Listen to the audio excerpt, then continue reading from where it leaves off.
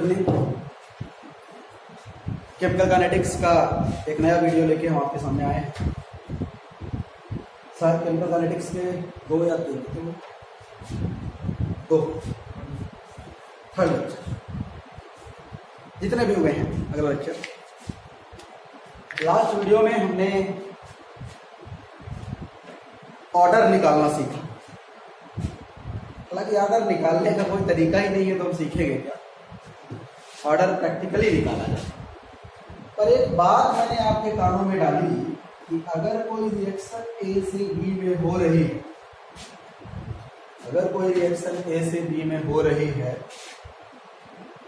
तो जो रेट है वो प्रोपोर्शनल टू कंसंट्रेशन ऑफ ए और पावर में एक्स। और एक्स क्या है?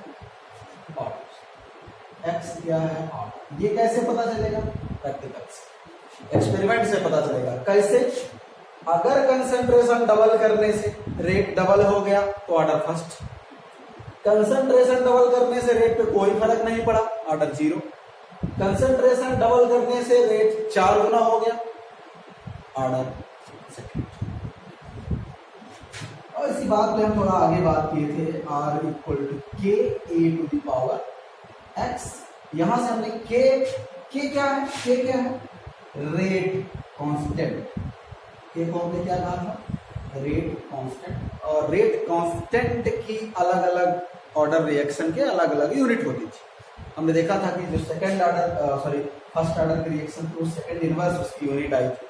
और बार बार ये चीज पूछा भी जाता रहा है कि फर्स्ट ऑर्डर की रिएक्शन के रेट कांस्टेंट की यूनिट बताइए, तो सेकंड इनवर्स, ये याद होना चाहिए।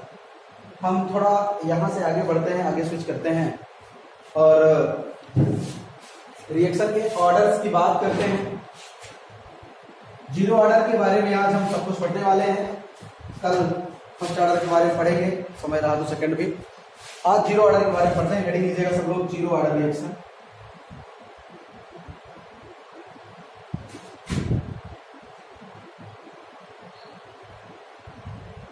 कुछ इंपॉर्टेंट फार्मूले, कुछ इंपॉर्टेंट कॉन्सेप्ट यहां से लेके आते हैं। 0 ऑर्डर रिएक्शन में हमने क्या मान लिया कि एक रिएक्शन ए से बी में हो रही है, तो जो R इक्वल टू के ए टू दी पावर यहाँ पे क्या आएगा? जी, तो यहाँ पे R इक्वल टू क्या आएगा? के। सबसे पहली बात तो ये पता होना चाहिए 0 ऑर्डर के रिएक्शन के पावर एक्स होता है, 0 ऑर्डर के लिए एक्स इक्वल टू 0 हो जाएगा। ठीक, अगर हम रेट का अनदर तरीका लिखें तो R को क्या हम माइनस डी ए अपान डी टी कहें, और यही डी बी अपान डी टी के बराबर हो। ठीक है,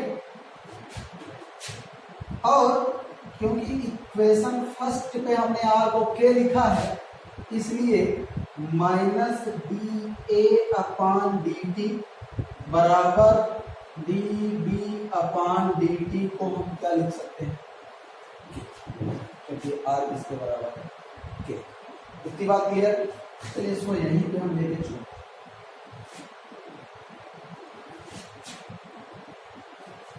ध्यान से देखिए इस रिएक्शन को और कुछ समझने का प्रयास करते हैं। अब मान लेते हैं कि T इक्वल टू 0 पर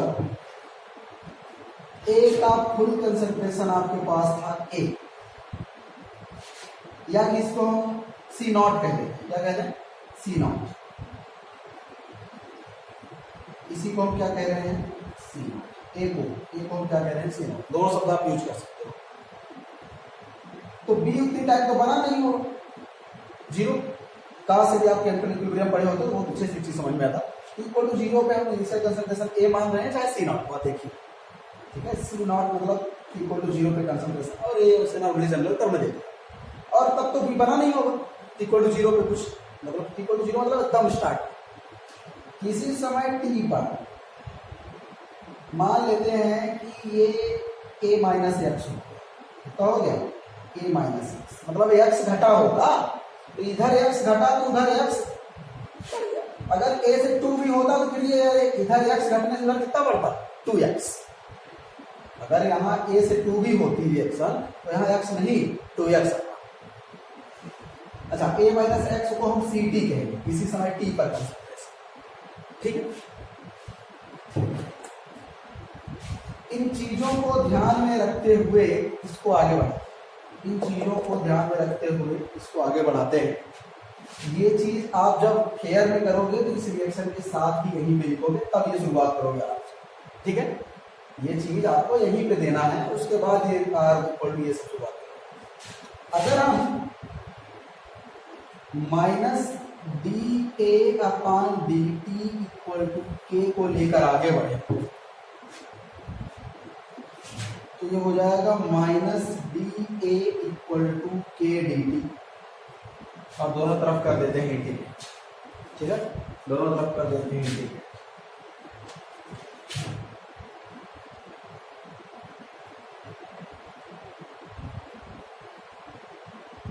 इंटीग्रेटिंग बोथ, दोनों पक्षों का इंटीग्रेट करने पर ये है माइनस डी ए, इसको इंटीग्रेट करेंगे कहां से कहां तक, ए की कंसंट्रेशन कहां से कहां तक चेंज हुई है, कहां से कहां तक चेंज हुई है, लिमिट क्या देंगे, सी नॉट से सी टी तक, सी नॉट से सी टी। या कि और बुकों में ए से ए माइनस एक्स तक, तो बात एक ही है, इसलिए हम दोनों टर्म आपको समझा रहे हैं कि अगर बुक में कहीं ए माइनस एक्स लिखा आप परेशान ना हो जाएगी, अब एक्स क्या है, ए माइनस सब कुछ समझ में आ रहा है, एक्स क्या है, कितना भाग डिसोसिएट हुआ। ठीक है, अच्छा, equal to K D T. अच्छा, टी की लिमिट कहां से, 0 से लेके टी तक, 0 से लेके टी। चलिए इंटीग्रेट करते हैं भाई, डी ए का इंटीग्रेशन तो ए ही होगा, डी एक्स का इंटीग्रेशन एक्स, तो डी ए का इंटीग्रेशन ए, तो माइनस तो रहेगा, ये आ गया। अब आप कहेंगे बड़े ब्रैकेट के बाहर हमने स्मॉल ब्रैकेट दिया है, कोई बात नहीं, बड़ा ब्रैकेट कंसंट्रेशन को रिप्रेजेंट कर रहा है और हमने स्मॉल ब्रैकेट लिमिट की जुगाड़ के लिए दिया है, याद रखिए। ठीक है, तो क्या लिखते हैं यहाँ, सी नॉट से सी टी तक, और इधर कितना आ जाएगा के टी, और इसका भी लिमिट आ जाएगा 0 से लेके टी, तो माइनस ये कितना आ जाएगा सी टी माइनस सी। ठीक है, एक बार कंसंट्रेशन ऑफ ए के स्थान पे क्या रखेंगे सी टी, एक बार कंसंट्रेशन ऑफ ए के स्थान पे क्या रखेंगे सी नॉट। ठीक है, कंसंट्रेशन ऑफ ए पहले की बाद में कितनी थी सी टी, और उसको कितनी थी upper limit minus lower C T plus C naught. हाँ, अब इक्वल टू के टी, ये हो जाएगा सी नॉट माइनस, माइनस का अंदर मल्टीप्लाई होगा तो C naught minus C T equal to K T. बहुत इंपॉर्टेंट रिजल्ट, जीरो ऑर्डर के रिएक्शन के लिए अक्सर पूछे गए हैं, बोर्ड के हिसाब से भी ये बहुत इंपॉर्टेंट डेरिवेशन था। ठीक है, क्या पूछा जाता है, जीरो ऑर्डर की रिएक्शन के लिए आप रेट कांस्टेंट के लिए डिराइव कीजिए। ठीक है, find the expression, derive an expression for rate constant for zero order reaction. ठीक है, जीरो ऑर्डर और फर्स्ट ऑर्डर, सेकंड ऑर्डर पढ़ना भी नहीं है, थोड़ा बहुत पढ़ना है ढोंग रचाने के लिए। जीरो ऑर्डर और फर्स्ट ऑर्डर से ही क्वेश्चन 99.9% बनते हैं बोर्ड में भी, और तो बोर्ड के हिसाब से भी ये पूरा जीरो ऑर्डर की हेडिंग बहुत इंपॉर्टेंट है, और कल फर्स्ट ऑर्डर पढ़ेंगे उसके लिए भी हेडिंग बहुत इंपॉर्टेंट है। जीरो ऑर्डर के लिए पहला चीज आपके सामने उपस्थित है C naught minus C T equal to K T. आज के बाद याद होना चाहिए जीरो ऑर्डर के लिए, जीरो ऑर्डर की रिएक्शन देखते ही ये चीज आपके ध्यान में होना चाहिए। बात क्लियर है? मैं अगर ग्राफ बनाऊं, अगर मैं ग्राफ आपको बताऊं, पूछा गया है क्वेश्चन, यहां पे C naught minus C T रखूं और यहां पे टी रखूं, तो बताइए ग्राफ कैसा आएगा? बताइए क्या सी नॉट माइनस सी टी और टी के बाद साथ ग्राफ कितना है, कितना है?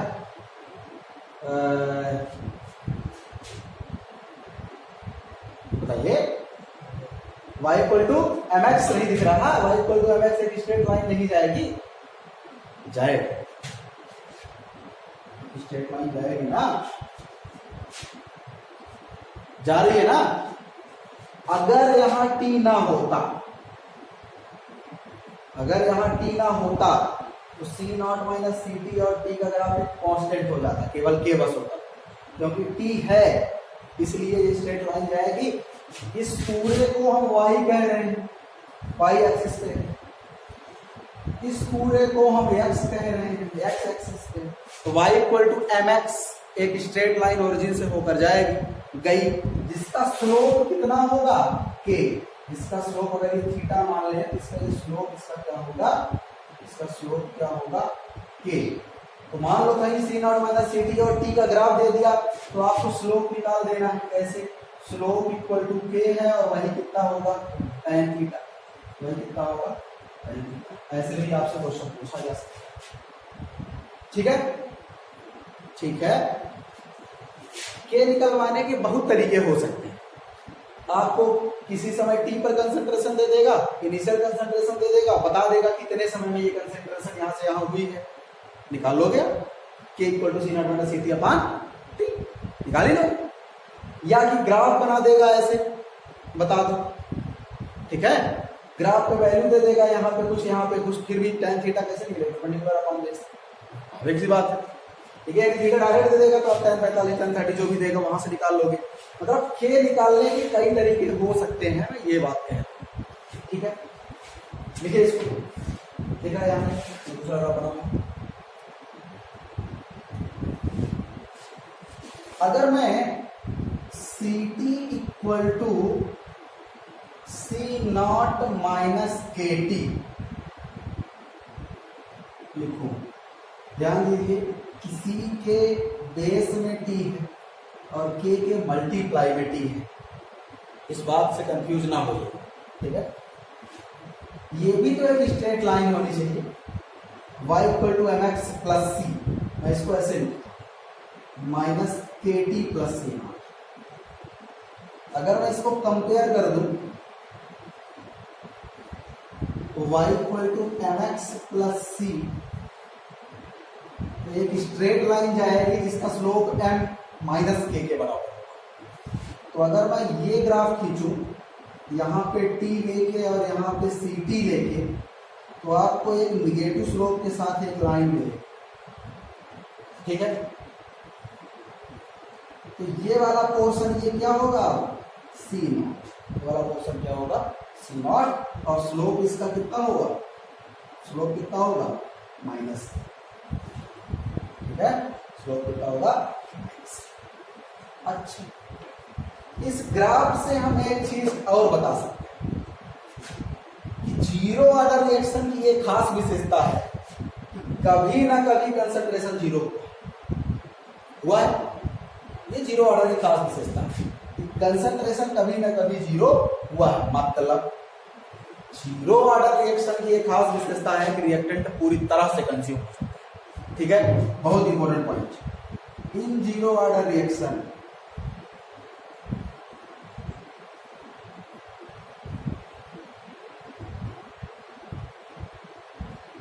reactants consume 100%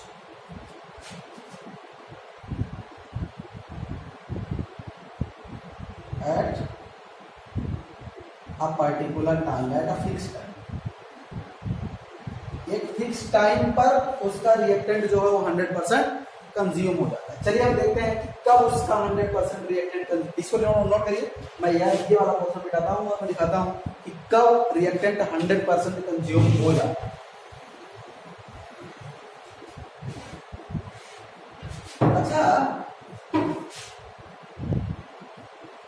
T 100%, T 100% का मतलब क्या हुआ, 100% कंज्यूम हो जाने में लगा समय। एट T 100%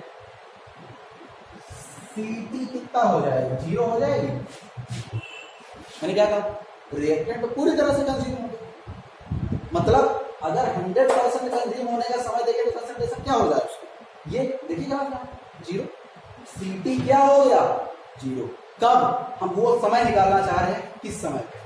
तो हम अगर अपने ग्राफ पे जाएं, अपना क्या है, फ्रॉम इक्वेशन फ्रॉम इक्वेशन, मेरे पास इक्वेशन तो C naught minus C T equal to K T, बढ़िया सी इक्वेशन यही आपको याद है जीरो ऑर्डर के लिए, है ना। तो सी नॉट ही रहेगा, इनिशियल कंसंट्रेशन पे हमारा क्या अधिकार भाई, माइनस ये जीरो और ये इक्वल टू क्या बचा टी, और टी को हम 100% लिख रहे हैं, टी को क्या लिख रहे हैं, टी 100%, टी 100% लिखने सी टी क्या है जीरो। तो यहां से आपको टी 100% मिल जाएगा जो कि है सी नॉट अपॉन के, टी 100% सी नॉट अपॉन, याद रखिए इस चीज को, याद रखिए इस चीज को भी याद रखिए कि 100% कंज्यूम होने में कितना समय लगेगा, सी नॉट अपॉन के, ठीक है।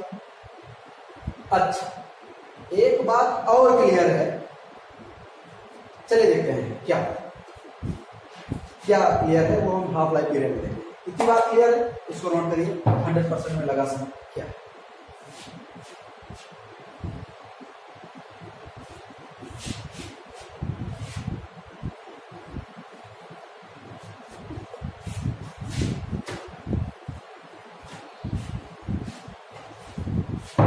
एक शब्द होता है हाफ लाइफ पीरियड, ये और बहुत इंपॉर्टेंट बोर्ड के हिसाब से भी,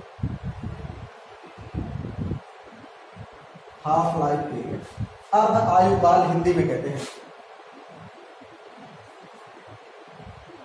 और ये बहुत इंपॉर्टेंट है, ऐसा क्वेश्चन पूछा जाता है, अर्ध आयु काल से आप क्या समझते हैं, प्रथम कोटि या कि शून्य कोटि की अभिक्रिया के लिए अर्ध आयु काल के लिए व्यंजक उत्पन्न कीजिए, बहुत इंपॉर्टेंट क्वेश्चन बोर्ड के हिसाब से भी। तो हाफ लाइफ पीरियड क्या है, नाम इस पर हाफ लाइफ मतलब वह समय जब रिएक्टेंट की इनिशियल कंसंट्रेशन अपनी आधी रह जाए, मतलब आधा कंज्यूम हो चुका हो। 100% मतलब क्या, टी 100% मतलब क्या, 100% कंज्यूम हो चुका हो मतलब क्या, सी टी छोटे जीरो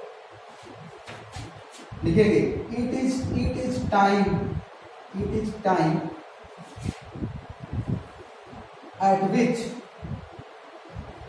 at which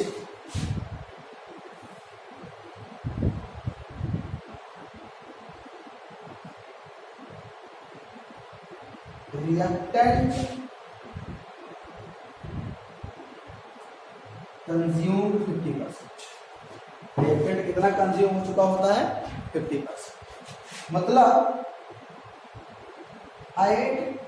अच्छा बोर्ड में आप लिखोगे अर्धायुकाल वह समय होता है जब अभिकारक की सांद्रता उसकी प्रारंभिक सांद्रता की आधी रहती है, ठीक है ना। It is the period at which concentration of reactant remains half of its initial concentration। क्या लिखेंगे इसकी दूसरी definition, it is period at which concentration of reactant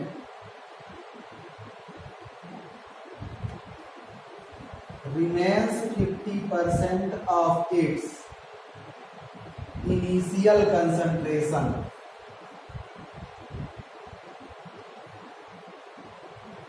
यह वह समय है भाई, हमको टी 100% पता है, कितना टी सी नॉट अपॉन के, टी 100% पता है, सी नॉट अपॉन के। देखिए इसको हम डिराइव करते हैं, शुरुआत करते हैं कहां से, वी नो दैट, आप जाने चाहे ना जाने ये लिखें, we know that for zero order reaction, zero order की रिएक्शन के लिए आप जानते हैं, क्या जानते हैं, C naught minus C T equal to K T, आप जानते हैं यही इक्वेशन बार है जीरो ऑर्डर के लिए, ठीक है। कुछ नहीं याद है, ये इक्वेशन याद रहे तो आप कंडीशन अगर समझ पाए हैं तो सब कर लेंगे। अच्छा के टी मल्टीप्लाई ये वाला, ठीक है।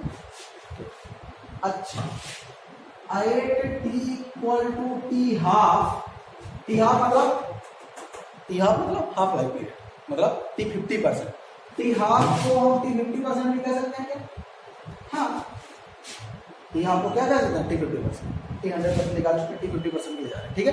टी हाफ तो T equal to T half पे जो सी टी होगा क्या वो सी नॉट अपॉन 2 हो जाएगा, हाँ ठीक। कंसंट्रेशन अपने इनिशियल कंसंट्रेशन की कितना रह गई, आधी। वही तो हम कंडीशन पे कह रहे हैं, या वह समय है जब कंसंट्रेशन अपने इनिशियल कंसंट्रेशन की आधी रह जाती है। तो इनिशियल कंसंट्रेशन सी नॉट था, उसका आधा हो गया। चलो रखते हैं वहां पर translation first, C naught minus C T के स्थान पर क्या लिख रहे हैं, C naught upon 2 equal to K into T को हम क्या लिख दिए, टी हाफ। यहां से आ गया C naught upon 2 equal to K T half, और यहां से आप निकाल पाए T half equal to C naught upon 2 K, C naught upon 2 के, टी हाफ कितना आ गया, सी नॉट अपॉन 2।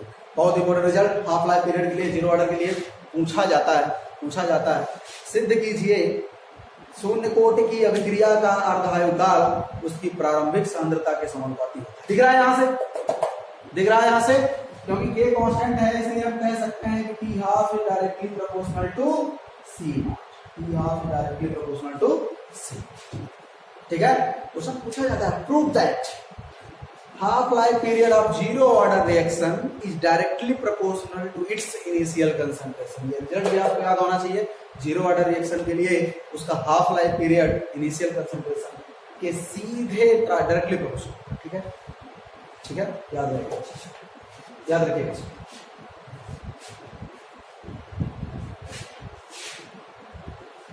यहां से हम दो जीरो ऑर्डर रिएक्शन में कंपैरिजन भी तो कर सकते हैं। अगर दो जीरो ऑर्डर की रिएक्शन मिल गई, दोनों का इनिशियल कंसंट्रेशन मिल गया, एक का हाफ लाइफ पीरियड पता है, दूसरे का हाफ लाइफ पीरियड बता सकते हैं क्या, बता ही सकते हैं। रेट कांस्टेंट निकालने की कोई जरूरत नहीं। ठीक है, क्लियर है। चलिए क्वेश्चन दिखा देते हैं इसका, कैसे क्वेश्चन पूछा जाता है। जेई में आया हुआ एक क्वेश्चन आपके सामने रख रहे हैं। For reaction A to B R equal to K A to the power। आया वो, if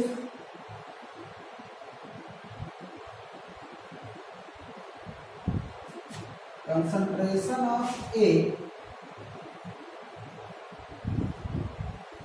becomes 0.05 from 0.1 in 10 seconds, then find concentration of A at 15 seconds। ठीक है, in 15 seconds। अब जिनको याद है कॉन्सेप्ट उनके लिए तो कुछ है नहीं, बहुत कुछ है। देखिए सबसे पहला बात कि यहाँ पे हमने ये जीरो देख के पता किया ये जीरो ऑर्डर की रिएक्शन। ठीक है, अगर ये जीरो ऑर्डर ना दिया होता तो क्या करते, कुछ ना कुछ हिंट देता जीरो ऑर्डर के लिए, कुछ ना कुछ वो हिंट देता।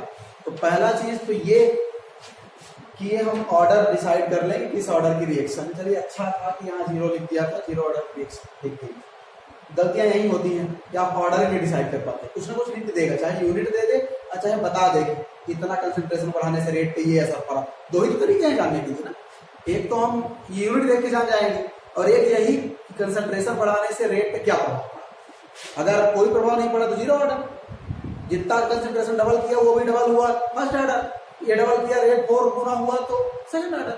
दो ही तो तरीके हैं, दो में से कोई नहीं हिंट देगा ही। चलिए सॉल्व करते समय सबसे पहले मन में आया कि इट इज जीरो ऑर्डर। ये कौन सी है, ये जीरो ऑर्डर रिएक्शन, ये जीरो ऑर्डर रिएक्शन। अगर जीरो ऑर्डर रिएक्शन है तो आपके पास फिर C naught minus C P equal to K T होना चाहिए। बस खत्म है question. C naught initial concentration कितना 0.1, जो ज्यादा रहेगा वही ना इनिशियल रहेगा, घटेगा थोड़ी। बाद में कितना हुआ 0.05, के निकालना है और टी कितना लगा था 10 सेकंड। यहां से आप के निकाल पाओगे 0.05/10। बोलो ठीक है, 0.1 में 0.05 निकल गया, 0.05 बचा, तो इधर आ गया अच्छा, फिर से लगाते हैं अगेन,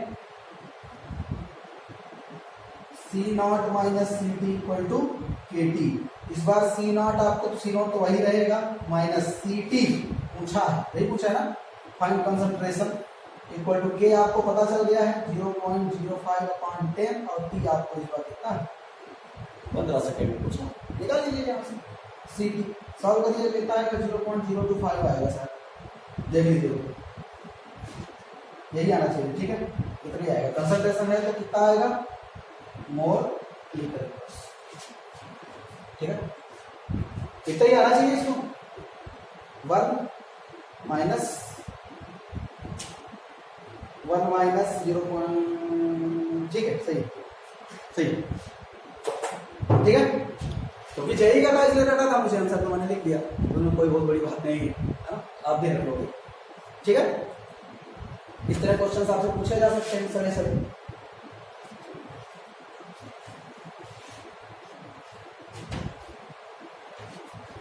अच्छा, मैं अगर आपसे ये कहूं कि एक और क्वेश्चन मैं आपसे लगाने के लिए कहूं, find the ratio of T 50% and T 75% for a zero order reaction,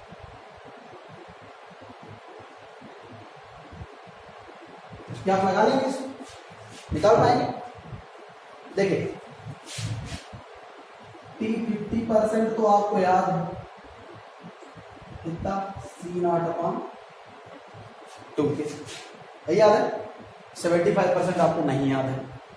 अच्छा, कोई भी परसेंट आपको कैसे निकालना है वो आपको पता होना चाहिए, कैसे, ये आप छोड़ दीजिए ना, आप जाइए कहां पे, C naught minus C T equal to K पे जाइए, कब टी 75% का मतलब क्या हुआ कि रिएक्टेंट जो अपना था वो 75% खत्म हो चुका, टी 100% का मतलब क्या था, रिएक्टेंट 100% खत्म हो चुका था, याद कीजिए सी टी को हमने 0 लिख दिया, सी 50% को, टी 50% का मतलब क्या हुआ, टी हाफ, आधा खत्म हो चुका था, सी नॉट अपॉन 2 लिख दिया, टी 75% का ये मतलब नहीं हुआ कि 75% बचा है, 75% खत्म हो, तो बचा कितना 25%, तो T75 पे जो सीटी होगा वो इनिशियल कंसंट्रेशन का क्या 25% होगा, होगा, जो बचा है वही ना। अब आप ये परेशान हैं यहाँ 75% लिखो, नहीं नहीं नहीं नहीं नहीं, 75 खत्म हुआ तो बचा कितना 25%, तो इनिशियल कंसंट्रेशन का 25%, तो सीटी क्या यहाँ से सी नॉट अपॉन 4 होगा, 25% मतलब क्या 1/4, तो C naught minus C naught upon 4 equal to K T 75%, ठीक है, तो यहां से टी 75% आ जाएगा 3 सी नॉट अपॉन 4 के, बोलो ठीक है, कैलकुलेशन देख लीजिएगा, टी 75% 3 सी नॉट अपॉन 4, मतलब ये कि आप किसी भी टाइम पे उसका निकाल सकते हैं, अगर आपको रेट कांस्टेंट बस पता हो, उसके लिए जुगाड़ दे ही देगा कुछ ना कुछ, रेट कांस्टेंट बस पता हो तो किसी पर्टिकुलर टाइम पे क्या कंसंट्रेशन बची आप निकाल, ठीक है, ठीक है, तो ठीक है, ये निकल गया, ये निकल गया, दोनों को डिवाइड कर देते हैं, ठीक है, दोनों को डिवाइड करते हैं, हाँ डिवाइड करते हैं, चलो इसको मिटा देंगे, इसका कोई काम नहीं रहेगा,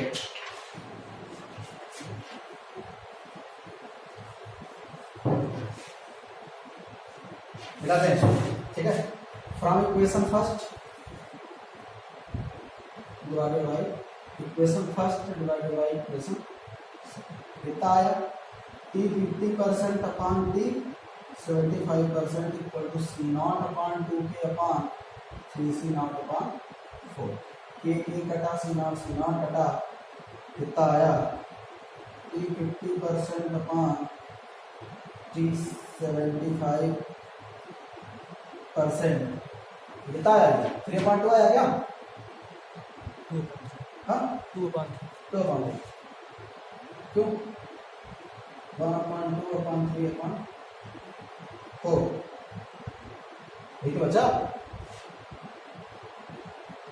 355 370 1/2 into 4/3 4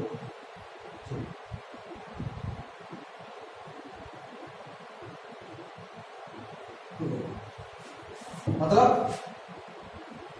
T 75% upon T 50% T कितना आ गया 1.5 आ गया। याद रखेंगे रिजल्ट उल्टा कर दो उसको 1.5 1.5 याद रखिएगा। मान लीजिए कभी कैसे कुछ जुगाड़ की बात आ जाए इस तरह तो 1.5 गुना होता है ना। 75% पहुंचने में और 50% पहुंचने में जो भी हुआ है ना 1.5 गुना लगेगा भाई। जैसे जैसे आगे चल के रिएक्टेंट्स की कंसंट्रेशन कम होती जाती है वैसे वैसे रिएक्शन में ज्यादा समय लगता है ना। अब क्या है कंसंट्रेशन से रेट पे तो प्रभाव पड़ता ही है तो प्रभाव यहाँ दिख रहा है ना। ठीक है एक क्वेश्चन और मैं दिखा दूं कैसे क्या कर सकते हैं आप। चलिए एक क्वेश्चन और मैं दिखाता हूँ।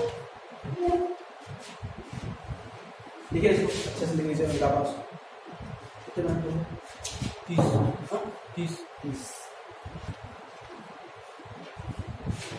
एक क्वेश्चन एक question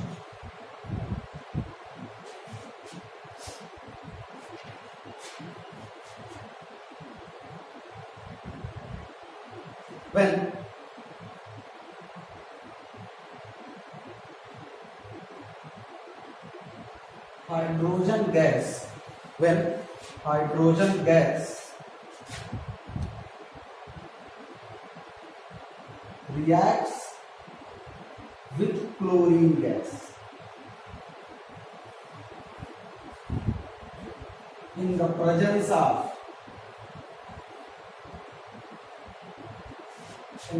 of sunlight,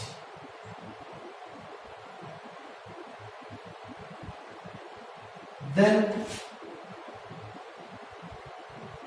HCl gas forms. Then HCl gas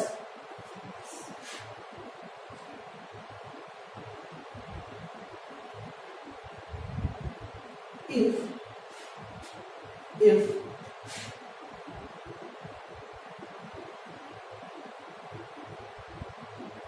rate constant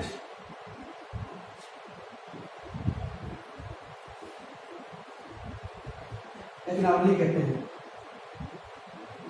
if rate of reaction is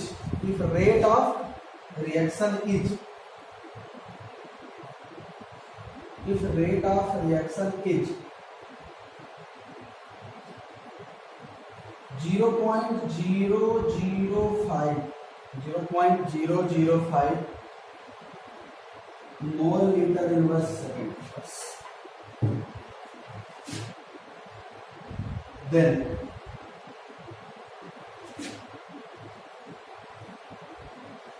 find the time at which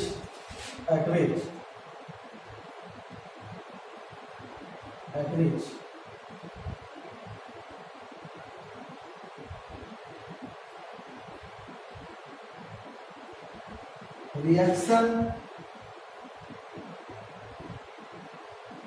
at which reactant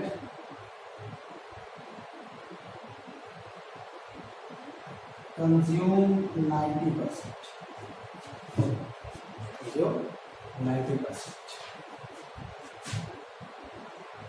If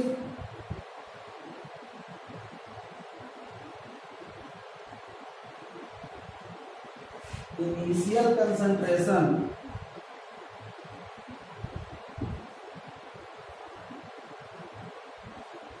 of reactants is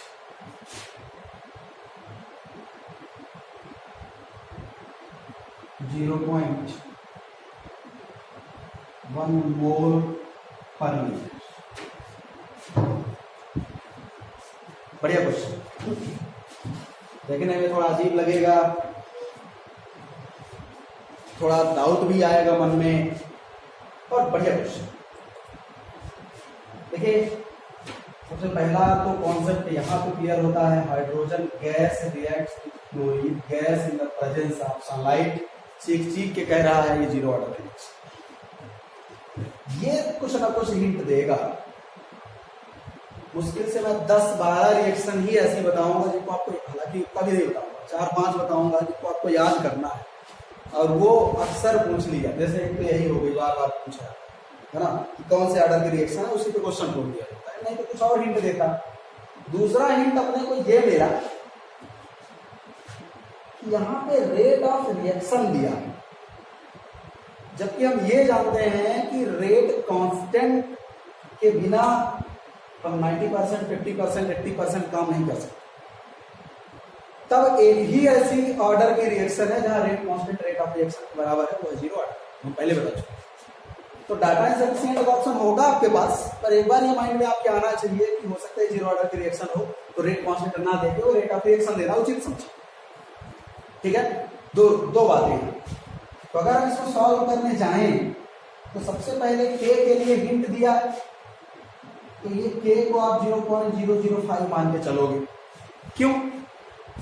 क्योंकि R बराबर के होता है कहां, इन जीरो ऑर्डर में।